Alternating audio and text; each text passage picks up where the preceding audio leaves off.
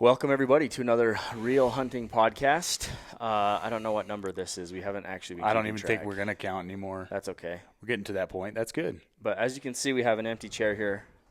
This is for our buddy Mike that is not with us. He's in another state many miles away. He's in Texas. And me and Ben got together to do a little bit of who knows what. So far, we went fishing at a golf course. We also went fishing for pike. And I have yet to catch a fish. Ben caught some trout, which is good for him. Which is good for, yeah. So the video's here. We're going to make a good one tomorrow. Yeah. I mean, I think we still haven't quite made up our game plan, but I think that might actually be to our benefit here. Yeah, we like to wing it. Yeah. That's kind of our style. It's worked out okay. Yeah, that's actually kind of what we wanted to talk about a little bit is how me and Ben kind of got to know each other. Some of the memorable hunts that we've been on together. We figured since Mike was not here, it'd be a good time to knock this one out. We've had a couple good hunts, and I think it went back. We met. Ben and I met. Shedcrazy Ben and I met, and through social media, kind of. Mm-hmm. That's kind of where we initially started contact, like a lot of our friendships, and then. I was on an archery deer hunt with Eric Chesser, with Get Hushin, and Rob Turkla, Lunkers TV. And you were hunting I was hunting somewhere. I think it was a giveaway. Oh, yeah. Secret spot. No, I was getting my butt kicked. That's what was happening. So I guess we can say that it's fine. I'm like throwing you like, yeah, this unit, this spot, this ridge. There you go. Yeah, I was hunting in a different unit than they were, and not having a ton of success. Yeah. But I just ended up coming over and meeting up with you guys. Yeah, it just happened to work out. He fit right in. Showed up, shot a deer, and left. Yeah, pretty much. What are you gonna do? All I gotta say, it was like the first time that we started glassing together, we spot a lion. A big lion. It was a big lion, and then Eric and Rob were down, tooling off, trying to chase these buck. Yeah, chasing that buck, and then. Oh man! Like the next day, I think it was that we kind of split up, and you went and sat. It was really dry that year. You went and sat a water, and they went and sat a water, and sure enough, the buck comes into you. Yeah, whack! Shot done. him at 25 yards, and he ran about 50. Yeah, and died. That was a good time though. Memorable. And jeez, that was when we established the we kill stuff. Oh yeah, when we get together, because when me and Ben get together, stuff dies. That's what happens. Like when we hunt together, stuff dies. Yeah, like. Starting really with like that first Coues hunt that we went on together. Yep. So in Arizona, that's where I'm from, Arizona. Ben is from neighboring states, and he's you've been coming down to Arizona for years. But one of the cool opportunities in Arizona is we have Coues deer or mule deer, and I think with that one, because Utah has pretty good mule deer, so we were taking advantage of the Coues deer opportunities and got a Coues tag in a pretty good unit, and we just winged it. It was one of the coolest hunts because I had never been there, but I've always known it. It's a place I've always wanted to go, and it's a place that I know that we could find deer, and we just did a backcountry hunt. Started at one end of the mountain and packed our way across the whole thing, running through bears and that hunt was unreal. It was really fun to just go through and just be like, well, if it turns out cool, then that's a surprise. If it's mediocre, then should have scouted. It was fun though, like to just pick a spot on the map. I remember just going over the map and being like, okay, and you kind of came up with a game plan. Like, well, we'll try her. We know it's a few miles down through here. So what we did is actually parked a truck at the bottom, and we actually dropped a four-wheeler, a quad at the bottom, and then we drove a truck clear to the top of the mountain, and then we backpacked through this huge wilderness area. And we came out at the bottom. I think the first thing we glassed was a bear. Yep, that was like the first thing, other than almost stepping on those Coues deer. Oh yeah, we had I almost shot that deer. 10 minutes into the hike, we had heavy. We're planning on a few days. It was hot. It was October, so we were hauling a ton of water. Yeah, and we come around the first corner, and there's this little Coues buck. Oh, geez. And I'm like, Ben, Should I shoot Should it? I shoot it? And he's like, well, we could drop a whole lot of water. And I'm like, I think we'll see what else is here. Yeah, then we ended up bumping a bunch of Coues does on the way down. That one Coues doe was just like walking around like 20 we were yards in joking front of about us. how elusive Coues deer. Yeah. Coues deer are known to be super elusive, and these Coues deer, you probably could have saddled them up and took them for a ride. I don't know if you guys people know what Coues deer are, right? They're like a subspecies of whitetail. They're a small whitetail, the Miniature deer, deserty, mountainous terrain. A big buck will weigh 80 pounds. Yeah, super cool, super fun to hunt, especially if you're into glassing. That's my kind of forte. Love glassing. Ben and I, we love to get out and glass. And Coues deer are one of the funnest things to glass because they live in just mountainous countries, and you can sit on a point and just sit there and just pick it apart, and you'd never know what you're going to see. Something could turn up. So it's a really relaxing, fun, good time once you get to kind of where those Coues deer are. But yeah, and as we're coming down, and we're just kind of dropping down, and we're kind of getting into where it starts to open up, and we just kept going till we. We have to edit that out. Oh, I'm coughing. I might need a drink. Sorry, keep going. I'm just coughing my head off here. So we kept going till we dropped out of the pines and started opening up a little bit. We just kind of worked down that ridge till we started getting into kind of Coues country that we could glass, and found that bear. Yeah. And then we're like, oh, that's a good ridge. There's the one we wanted to be on, and then there's a bear on it.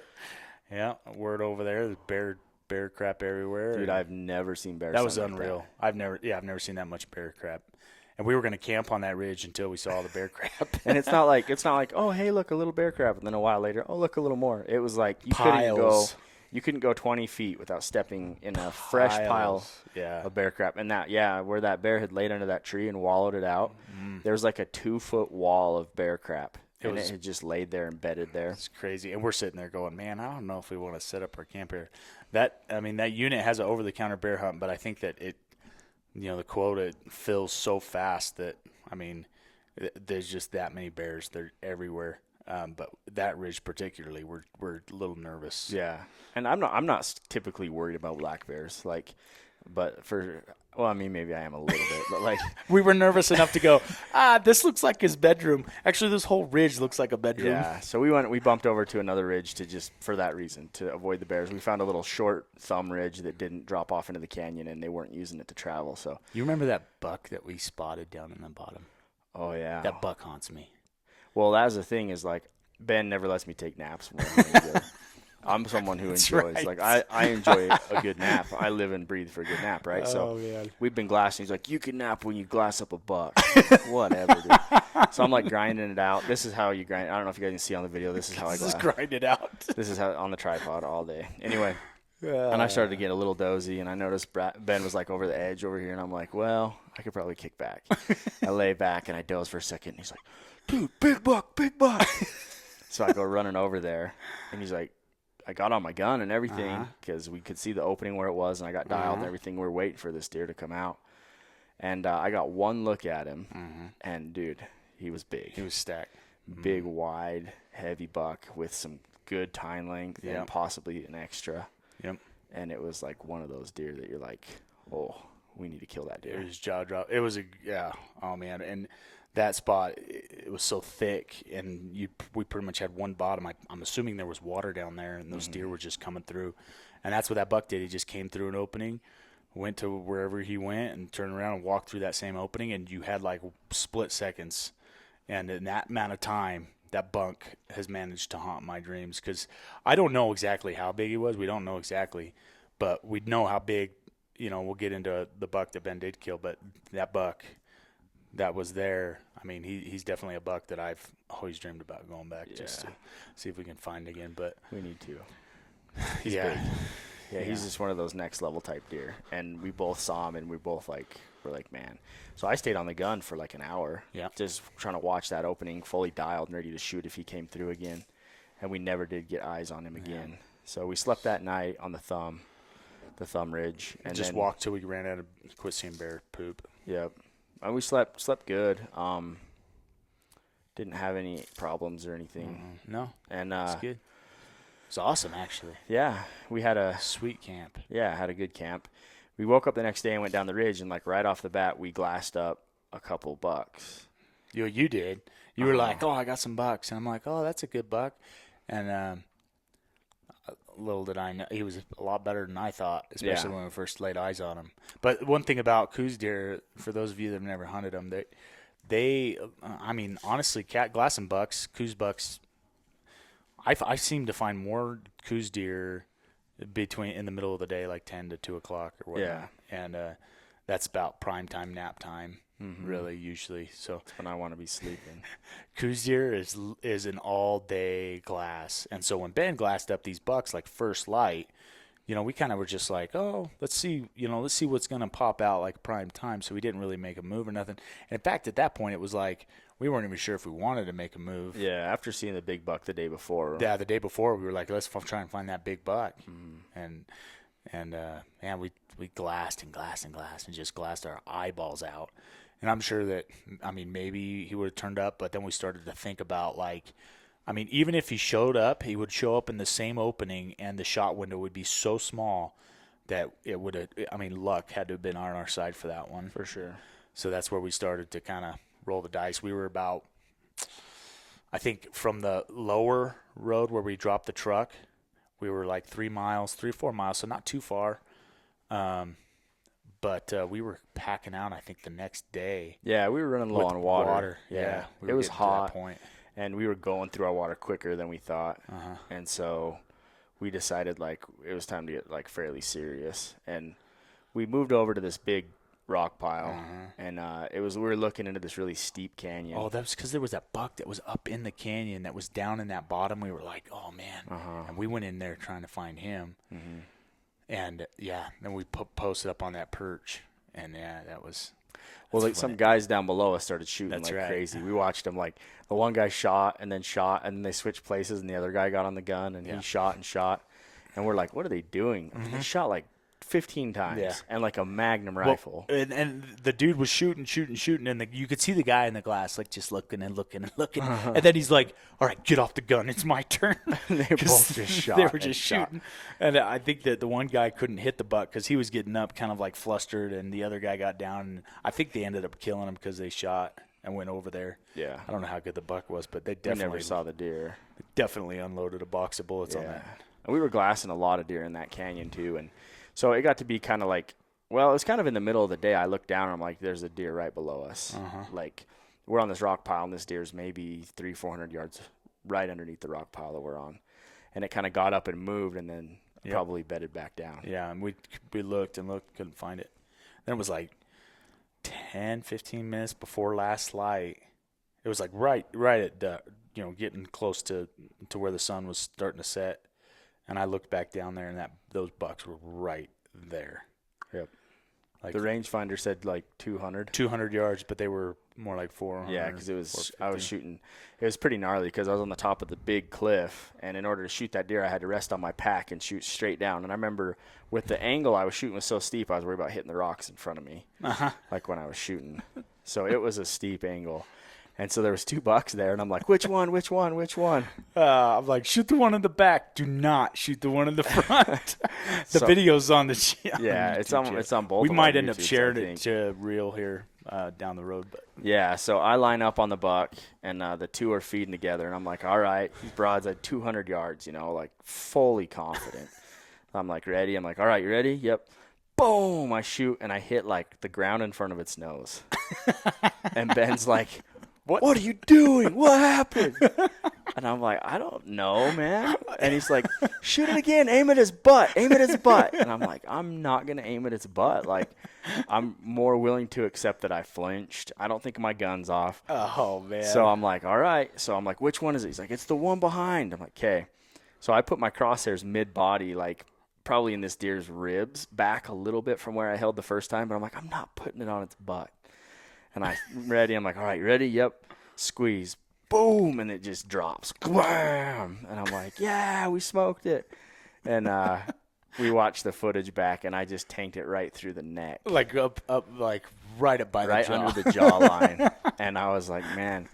And I couldn't figure it out. Looking back on it, I think I was severely canted, and I didn't have a bubble level on my gun. But for whatever reason, I shot 2 foot left.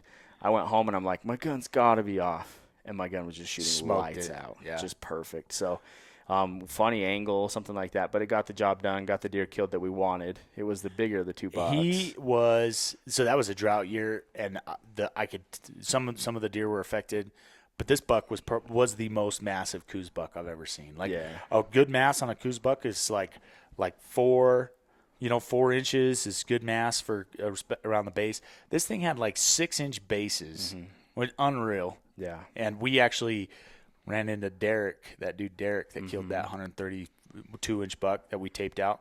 And your mass had more mass than this buck. Yeah. Than that buck. It had crazy bases and like bladed eye guards and just kind of weak on his top.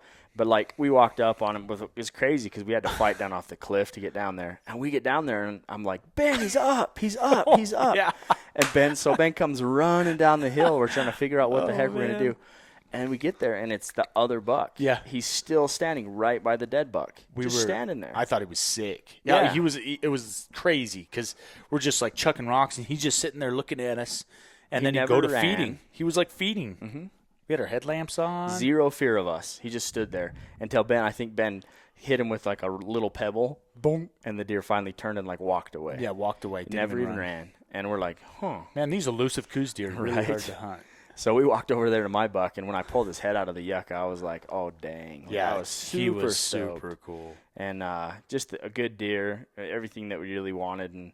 And we ended up just quartering him, back straps, and I think we actually deboned the whole meat. We did. Just roasted, did roasts and everything. And when it was all said and done, we had like 15 pounds of meat each. Coues deer are awesome for backcountry hunts. They're so small. Yeah, and then we hung the Coues deer up on, because where we were actually at was closer to our lower road. So we hung the Coues deer up high in a tree and went. I mean, we ate all of our food. Everything we had left. It was a huge, we had the deer, so of course we were going to eat the deer. And then we had we had everything, beans and tortillas and cheese. I don't even know. Yeah, we made some good food. It was really good. We're like, well, we know we're out of here. Oh, it was awesome. And we drank all the water. I saved a little bit for the hike out, and then we got up the next day. We slept too late because it was hot by the time we got up. That's right. And then we hiked out. Yeah. And then we had to go do the big run around to Yeah. go get the truck that we left at the top of the mountain. Dude. But it was just one of those hunts that was perfect. Yeah. It was perfect just because, like, the plan was executed to a T. Like, we followed through all the details. We killed the deer where we thought we'd kill the deer. Yep. We ran out of water as we were getting to the truck. Like, everything just was lined up perfect. Yep, killed a deer right when we needed to. And we were able to do it throughout the entire hike. So we were able to, it wasn't like we killed them up high and went back. We conquered that whole mountain on our way down, and it was a long old hike through all that stuff. And that canyon, that mountain's a pretty big mountain. So it is. It was cool. And when I was going down there, I was like, dude, I want to kill a 100-inch Coues deer. Yep, that's what I want. And then we got in the truck and we were driving home, and we dug out a tape and put a tape on him in the truck on the way home, and he was like 101. 101. And yeah. I'm like, dude, 100-inch Coues deer is a good accomplishment for any hunter, and that buck, especially the mass, that just sailed through the 100-inch. Yeah. And that's when we were going through it, looking at it, I was like, dude, this buck's gonna surprise us, man. Like he was. Well, really I picked his head up after I killed him. Like, what's he, 75? And Ben's like, no. Yeah, he's a lot better. That's right. And it's, I couldn't have cared less if we'd have scored 60 inches. Like, it was just such a cool, he was a mature deer. It was a cool experience, and it was just, like, perfect. And we cruised home, and then we were supposed to get some Dairy Queen on the way home. Yeah, he freaking drove right past it. I'm like, dude, I want some Dairy Queen, man. Yeah, I can't believe you I'm did like, that. dude, Ben, do you want Dairy Queen? Ben's like, whatever, dude. I don't care. Whatever, dude. Like, he goes, I can't eat sugar, Ben's like, I don't care either way. I'm like, well, I don't care. We could get some Dairy Queen. Well, I don't care. I drive past it, and then he whined about it for the next 2 hours. Whatever, man. Oh, dude, I just wanted some ice cream. I could still taste that Dairy Queen. The first thing that you need to do when you get off the mountain, especially big hikes like that, is you go get some ice cream. I agree.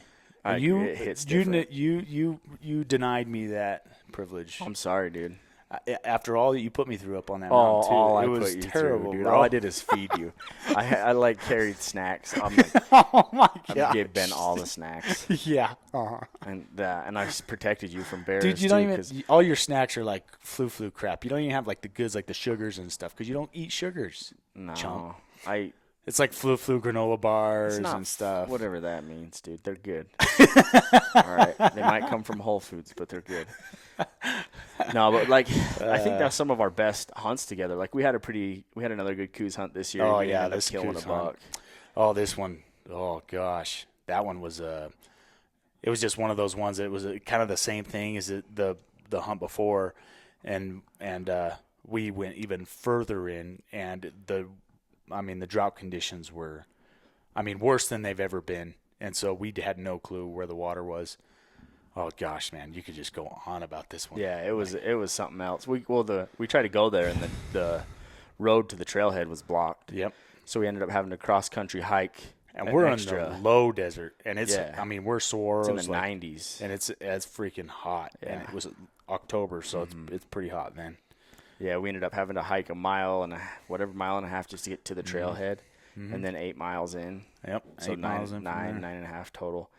And another good hunt. We had a bear come into our camp the first night, just kind of like cause a little stir, and then that was cool. Then leave.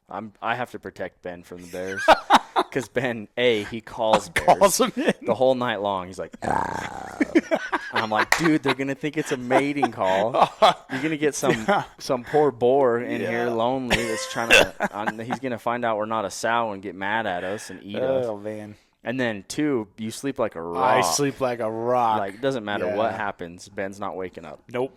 He always gives me his pistol. He's like, right. Here, you hold on to this because you'll wake up. Yeah, the bear could be halfway through my leg, and before I wake up, I'll be like, oh, crap. Yeah, and I don't know, but that was fun. And finding water up in that place was one of the coolest experiences ever. Because we didn't think, like, we hauled in enough water to go in and go out. We're like, worst case scenario, we get in there, we can't find water, we have to leave immediately. Yep. So we didn't know if we were going to be in there for 2 days or 4 days or 6 days. Especially because we had to we didn't anticipate this big old hike up at the front of the. Right. So we were already lower on our water than we wanted to be. Burnt at that point. It was, And so we got up in there, and Ben's looking on the map at all these little green spots down in the canyon and stuff, and I'm so skeptical. I'm like, dude, there's no way. We ended up hiking an additional, like, few miles in to this place that we thought there would be water, and we glassed it from the ridge, and I'm like, dude, no, it's just grass. Yeah. There's no freaking water down there. And we go hiking down there, and like I'm like, see, it's just like a grassy bottom, and then there was a fresh bear track coming out of it, and then there was deer tracks and stuff, and we're walking, then I smelled it. Yeah, you smell. I'm like, dude, smell, it's here. And then like Ben's like, shut up, and you can just hear this trickle, smallest trickle, and he goes diving through like this 8-foot tall sawgrass, swimming around. He's like, oh, there's a huge pool in here. And it was like in this little cave. It was so freaking cool. That oasis was freaking amazing. Like probably 8 inches deep. Crystal clear, boiling out of the side. And the worst part about it was the sulfur. But at that point, we were so great. If you have a drippy faucet right now, you like get it fixed because water's precious. Like, yeah, no kidding. When you're that far in and you don't know if you have water. And when you find it, you're like, man, this is life. This is so everything. Precious. And it was the greatest feeling ever at that point. And it wasn't until that point that we found water that it was like, okay, now we can hunt. We start hunting. It was like everything up until that point was just like, we got to find water. And with it being such a terrible, drought year, it was like almost like hiking 9 miles, just turn around and hike 9 miles back because we didn't have water. Yeah, it was a risk, and it paid off. And I think we're going to maybe try to hunt that unit again in the cooler seasons this year. And now we have the knowledge of where the water is and stuff. And that's the thing. That's what it's all about, really, because we put in the work, and that's why we love to hunt together, is because we're not afraid to do the work. And we, you gotta hunt with guys that are positive no matter the situation. But now going into it, like we know in the worst conditions where there's going to be water, and then so we can go right in and just and not to mention, we saw probably we saw 100 deer. Yeah, a lot of deer, and one good buck, one really good buck. And I think if we didn't have to worry about water in that initial start, I think who knows what we could have done on that hunt. But we didn't really have too much time. We had a big storm coming in, and of course I had to work. Yeah, that's part of the problem that's going to solve itself someday. But it was cool, man. And that's a lot of what I like hunting about you too, is like hunting with you, is that you're down to just bomb in and try it. Mm-hmm. And we're just like, dude, let's go see what happens. Sweet, We walked dude. into that place in the dark of night. Mm-hmm. And there's this one part where you're on this little teeny trail, and it's like carved out of the cliff. And I didn't know if the drop-off was 5,000 feet or 10 feet, you know? I was so sketched the whole time. I'm It like, was just don't pretty- think about it. And then coming out, it was nothing. There's nothing. But man, it's a cool spot and one of those adventures, you know? Yeah. And that's what it's about, dude. I'm stoked to do some more. And on this channel, too, like, we're going to do some Coues deer hunts. And we'd love to show you guys a little bit more about that world and about these rad little deer. we're gonna see what Mike thinks about it. You know? We're going to open his We're eyes gonna to really a lot of things. be like, dude, and he'd be like, how far? I'm excited to haul his Texas butt up in there. and Yeah, see. that's the thing about Mike too, is we wouldn't be doing it. I mean, Mike, he'll do it. He's game. Yeah, for he's sure. game. So, but it's all about like who you're with, what you're doing, and there's a lot of opportunities for. I mean, if you're willing to put in the work and work hard, like you can find places like we found. It's not. I mean, it's all public land, and there's a lot of people that still aren't willing to, leave the roads. And if you're willing to leave the roads and just flip a coin and go for it, man, you can really have the time of your life. And even though we didn't kill on that hunt, I mean, it was still like, it haunts me. Just that place is just something special about it. For everything from finding the water to the glassing to everything, just knowing that the potential's there and how much we've already learned about it.